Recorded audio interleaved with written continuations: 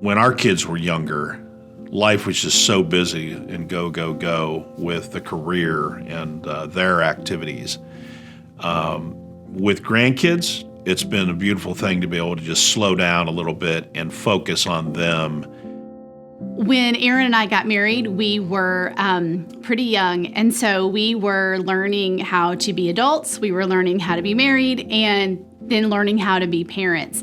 So I really see this season as being a grandparent as just another opportunity to invest in children, to invest in our children's children. I would like to think that I am maybe wiser and have hindsight on my own parenting journey, and to be able to just pour into my grandkids. My oldest grandson, they have that Alexa in their house, and he'll go, "Alexa, call Granny Guy." So he knows he can call me. He doesn't have a phone, but he knows how to call me. And I just want them to know the same thing that my older, my guys know, is that I'm here for them. I feel like we definitely pray more, and not only for our grandchildren, but for our children, because the world is getting more treacherous, and they're dealing with things that we didn't have to deal with as parents. And so praying for our children to navigate those things in a way that helps our grandchildren, and just protection and for them is huge. We have a new common ground, a new common experience in parenting. So we can relate to them. I think we have a camaraderie with them. I think we understand the stress and the struggle and the weight that is heavy on parents to raise their children. They've always known that they can come to me. That was one of the things we had, especially when they became teenagers. Come to me, let's talk about things. And so now we've just kind of carried that through. And they know that if there's ever a time that something's come up, a schedule change, they've got to do something, call me.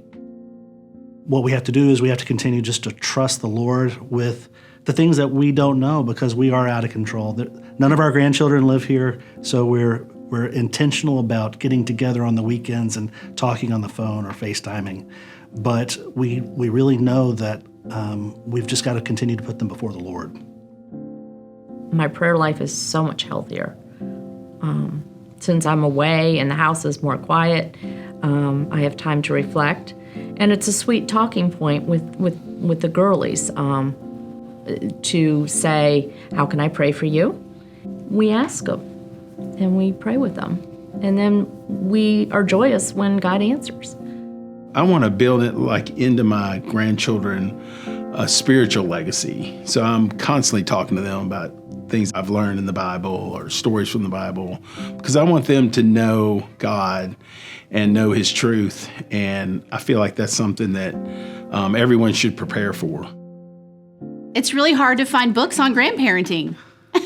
We have all these tools and resources now at parents' disposal for godly parenting and intentional parenting, and you don't find a whole lot of ready-made resources that are geared towards grandparents who want to be intentional, who want to be godly, and want to really pour into the next generation for their families. Life was too busy when our kids were young, and it pulled me away from being able to focus and really enjoy to a greater degree them being young. And we are doing that with our grandchildren.